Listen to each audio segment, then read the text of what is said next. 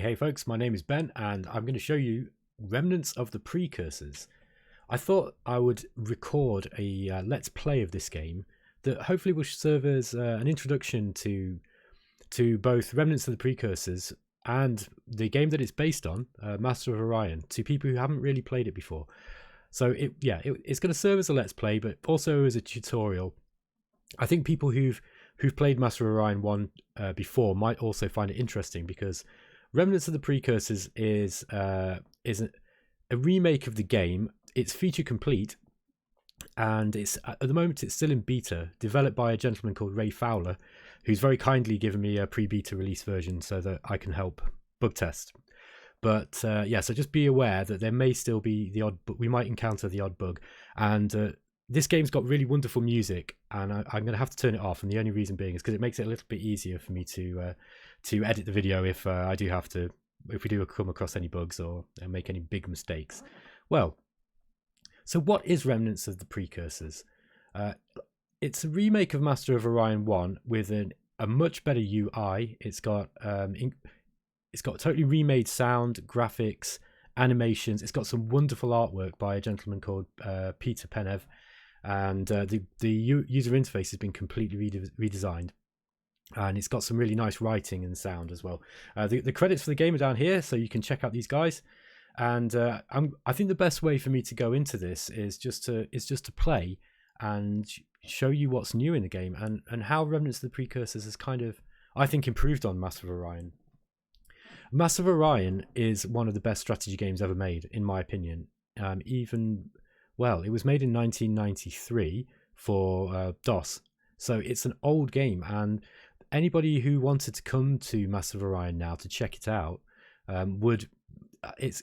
we're so used to Space 4X games having a certain level of quality with regards to user interfaces, and all the quality of life changes that have happened over the years since these original 4X games were released, and going back to Master of Orion 1 now is quite jarring because of the old DOS interface and the basic graphics and that kind of thing. I actually think the Master of Orion 1 has a real charm to it, and the music and the graphics in it are really charming, but the user interface does leave a lot to be desired by today's standards. So one of the wonderful things about Remnants of the Precursors is Ray and Caitlin have created an amazing new user interface for this game, and it makes it so much easier to play. It's much more fun, it's much more streamlined, and it makes games where you've got very, very large numbers of star systems and you've got a large territory. It makes it much easier to be able to control all of that without the endless micromanagement of the original Masters of Orion. So without further ado, let's take a look at how the new game setup looks. I'm going to try and keep these videos to about half an hour each if I can. They may be slightly more over or above. So let's have a look at the races now. For those who are not familiar with Master of Orion 1, there are 10 races in the game. We have the humans, who are kind of diplomacy experts, and they get bonuses to their diplomatic relations with all the other races. This is kind of important because the main victory condition in Master of Orion is you have this thing called the Galactic Council, and once a certain proportion of the galaxy has been colonized, all the races come together and they vote on who's going to be the leader. Now, if at any point during one of these Galactic Council votes, one of the two leading factions, which is determined by the amount of population you've got, if one of those gains 2/3 of the votes from the entire council, then they immediately win the game. You can actually reject this if you want to kind of continue on and just win by conquest, but that's generally the main victory condition in the game. So the humans, because they're kind of popular with the rest of the races, they have an advantage here. So the humans are a good race to start with if you want, if you're learning the game, you're not familiar with Remnants of the Precursors or the original Master of Orion 1. So they're a good race to start off with. They also get some really good boosts to certain types of research. But I'll talk about the different racial bonuses for each faction later as we go through the game. Okay, so next we've got the AltKhari. The AltKhari are this kind of chicken-like bird race. The AltKhari's main strength is the fact that they have superior pilots. So what this means is, in tactical combat, they get a big bonus to their defense because their ships are quite maneuverable and evasive. They also have some interesting rate. The AltKhari's main bonus is the fact that they get superior pilots. So in the tactical combat, they have an advantage to the defensiveness of their ships because they have a maneuverability bonus. So they're really good at fighting. The Bulrathi are their main strength lies in their ground combat abilities. They have a huge bonus to their ground combat because they're just excellent fighters. So the Bulrathi are really good at taking territory in ground warfare, and they also have a bonus to their construction technology and weapons, which means that they can build generally bigger and better ships when it comes to warfare than some of the other races can.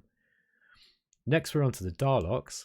Now, the Daleks are they're really good at developing computer technology, and computer tech helps towards spying and espionage in general.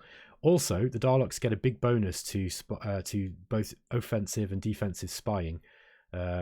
So their espionage in general is very, very strong. So the Daleks are kind of a harder race to use because if you're going to use them in the way that they're kind of intended to be used, which is diplomacy, with your allies and stealing from your enemies, you will be making a lot of dice rolls with regards to spying and espionage attempts, and every now and again you will fail them. And failing, these spying rolls will mean that your spies are caught, and that causes a bit of a diplomatic problem.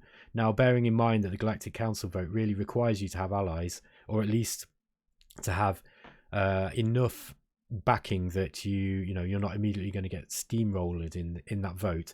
The Daleks can be a little bit more tricky to play. Also, they take a big penalty. Nobody likes the Daleks because they steal, right? So they take a big diplomatic penalty to every race they meet at the start of the game. So you're already on it's a bit of an uphill battle to get people to like you if you're playing as the Daleks. The Clockons are excellent at production. So they're a hive mind. They're like a bunch of ants, like an ant colony, and they gain a big bonus to production, which means that they're once you've got your colonies going, they can very quickly build factories, and those factories give them extra production. Then you can build more ships more quickly, and your empire just starts to really snowball very, very quickly with the Clockon. They do have some penalties, which mean that they're not perfect. And they're like the Daleks, they're relatively unpopular compared to the other races. So whilst you will have a big, strong empire, you're less likely to have friends around you. So the Clockons, they are definitely one of the stronger races in the game, and they're also one that are good for beginners to use. The Meklar are a cybernetic race, as you can see. They have enhanced factory controls. Just to explain this really quickly, this is slightly different from the Clockon's bonus, because the Clockons, the way that it works is every population that you have on a planet gives you a certain amount of production, and also those population can control factories. So you get the production from the population themselves and also from the factories they control. Now, whilst the Meklar don't have any bonus to production from their population, they can control, each pop can control more factories than the peers in the galaxy, which means that I think they have more trouble growing their populations because they don't have planetology bonuses. In fact, they have a negative modifier to their planetology research. However, each population can control more factories. So once you've got your population up and running, they can really powerhouse with regards to the amount of factories they have. So they don't need to have quite so many planets as the Clockon in order to get a big production bonus. So if we're talking in sort of 4x strategy terms, the Meklar, you can actually play tall with these guys. You can have less planets because each planet actually contains more factories. The Mushan, The Mercians are they're kind of like based on pirates, I think. Now they're in Master of Orion 1, they were generally considered to be one of the weaker races because of their piratical ways, shall we say. They most of the universe hate them, so they also take a lot of penalties to their diplomacy with other races. They're also ruthless militarists. I'll explain what these different personality types mean as we play, because although each race does have a set personality type, well, the way it works is they have a small range of personality types, and it can deviate depending, randomly depending on a dice roll at the start of the game. But generally, the Mercians are ruthless militarists, which means that they're very aggressive. They like building ships. They're more likely to send waves of fleets at you, even if they can't win, because they just like fighting. Their main bonus is that they have superior gunners, which means that in the tactical combat, they receive a pretty substantial bonus to their targeting. So they also receive a penalty to the construction tech, which means typically they're fielding smaller ships, and each of those smaller ships are much more effective in hitting targets. They're also very, very good at developing weaponry. So the Mercians are really good if you want to be at war constantly with everybody. So if you're like the kind of guy who really likes the exterminate side of the 4X genre, these are good to play. The Cylon are probably one of the strongest races. They may well be the strongest race. And as you can see from the size of this cranium, they have superior research techniques. They're the brain boxes of the galaxy. They get a big bonus to all of the different research trees when they're researching. So they don't have any research weaknesses. So they can really powerhouse with regards to technology, and having a large technological lead in the game is a huge advantage, because all of your ships and your troops are just going to be better equipped, and even with a much smaller fleet you can steamroller less technologically advanced races. So the Cylons can be very, very, very strong. The one benefit to this is if you're not playing as them, they do generally default pacifist, which means they're less likely to declare war on you generally, and they're quicker to sue for peace too. The thing is, because of the Master of Orion's wonderful Galactic Council victory condition, it means that they are still a severe threat, because they will grow and expand quite fast. They can reach parts of the galaxy that other races might not be able to reach, because they don't quite have the same range because of the technological advantage they have. So the Cylons are not to be underestimated. Just because they are less warlike doesn't mean that they won't declare war, and it also doesn't mean that you're safe, because you really do have to outgrow them and either defeat them quickly or ensure that the rest of the galaxy are fighting them. The Sacre are these guys have an increased population growth. What this means is that they pump out pops on planets really, really fast. It's surprising how quickly the Sacre can actually spread across the galaxy. They also, because your population are what you use to invade other colonies, they can be used quite aggressively to send wave after wave after wave of troop transports at your enemies' colonies.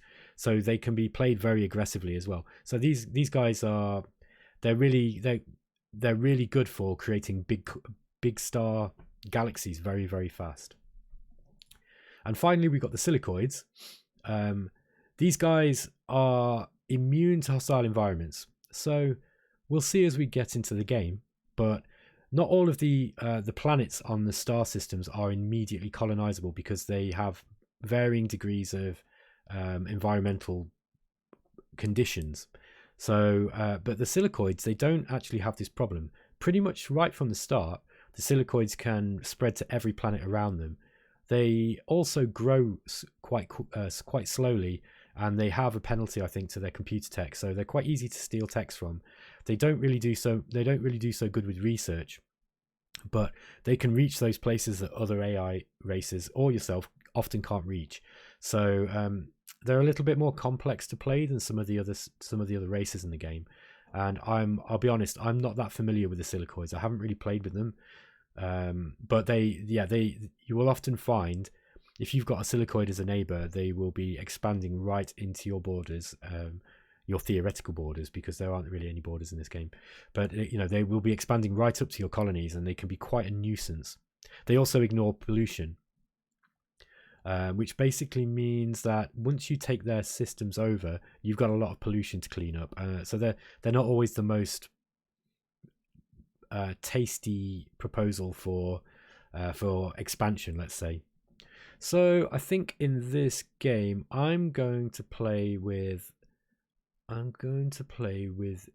AltKhari, and the reason why is because for a start they get a bonus to their ship combat. Now, it's not the strongest bonus in the game, but it's kind of fun. It means that early on we do really well in combat, but we also don't get any big penalties particularly to any of our research, which is a real bonus. And also they're also they're not the strongest race, they're not really the weakest either, they're kind of average. And I'm at that level with Remnants of the Precursors now, where I can probably play a game through on the harder setting, and it will challenge me, but I've got a fair chance of winning. Just be aware that I'm kind of playing this for fun. I just thought it might be fun as a tutorial for other people who've not played before as well. There is a chance that I will lose, and that's absolutely fine, because I actually like the game to be tense. I don't want it to be too easy. Now I think I'm going to go with yellow as a color, just to make a difference. You can change the name of your homeworld here, and the leader of your empire. I'm just going to leave it as the defaults here.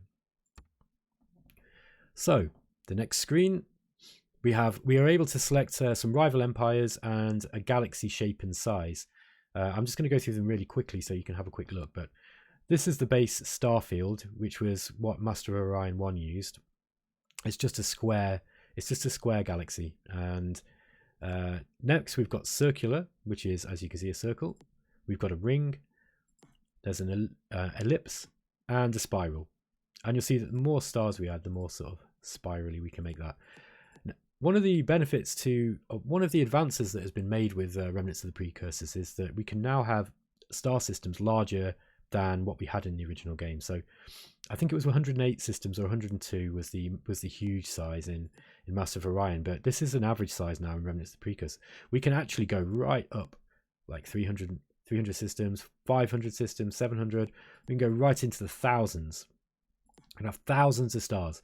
If we go up to insane and ludicrous sizes, and the maximum is 1,901,280 stars, which would be absolutely ridiculous, but I'm certain there's somebody somewhere that's going to try that game. I'm personally going to leave this on 100. I think 100 stars is good. This enables me to have 9 rivals, and I don't really want... You can have duplicate races in this. You can have up to 39 opponents in Remnants of the Precursors. So this is going to be a great 4X for anybody who wants to be able to play really huge games with loads of rivals, and for it still to be playable. And I'll explain why it's still playable in Remnants of the Precursors later. But the entire game has been designed so that it can facilitate these very, very large, these very, very large map sizes for people who really like to play games with huge numbers of stars. But for now, I'm going to leave it on 100 systems, and I'm going to have 9 rival empires. This should default to one of each of the races that I haven't chosen. Without further ado, let's start. So we are the AltKhari sovereignty. The year is IC 299. The AltKhari enjoy an unprecedented era of peace in the wake of what they refer to as the Crimson Millennium. United under the crown of the Spire King, the 33 Great Lords maintain the order within their respective kingdoms and grow the populations in their fiefdoms free from the yoke of constant war. However, an unforeseen obstacle has arisen with this period of prosperity. The peasantry can no longer win honour and glory for themselves on the battlefield to increase their rank in society. This extreme social immobility has led to rumblings of civil unrest, which threaten to send these peaceful times into an upheaval. The aristocracy, tense over the looming threat of another prolonged global conflict, petition you to act quickly to prevent the return of dire times. As the Spire King, you must now lead your people in a grand conquest of the stars.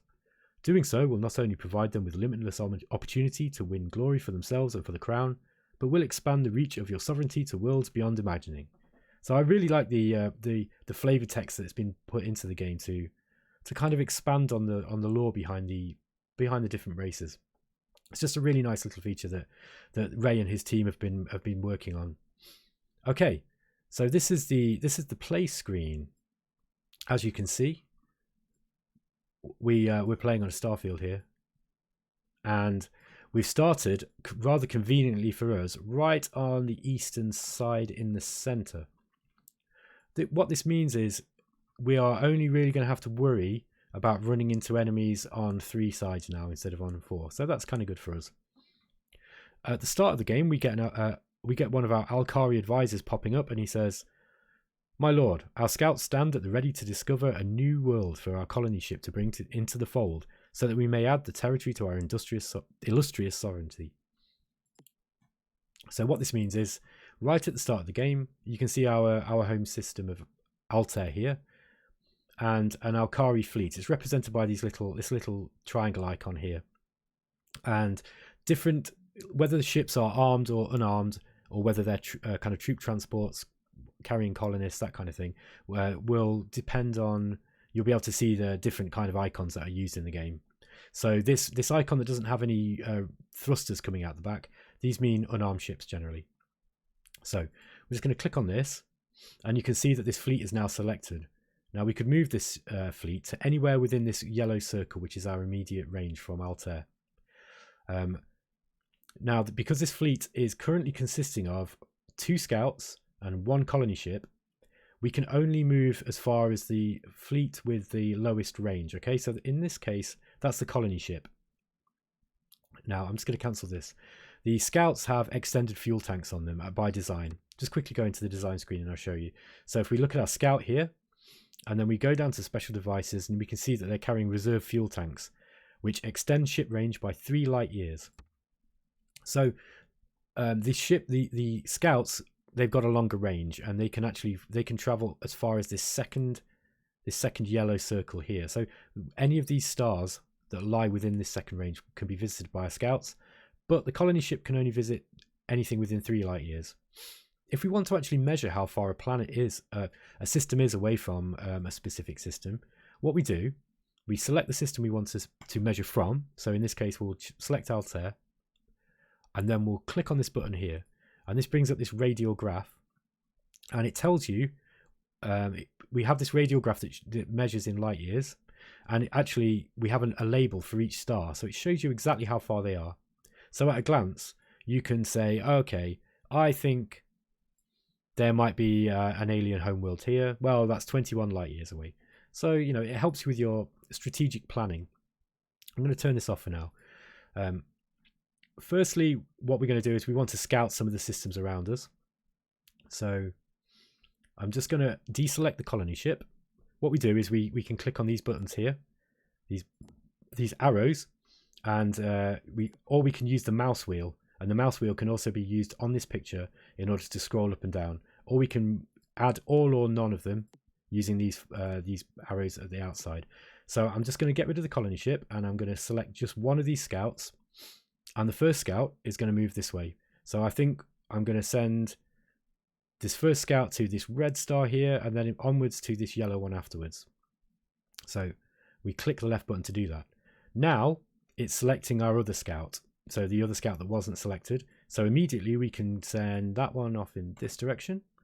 And now it's selected the final ship that wasn't selected.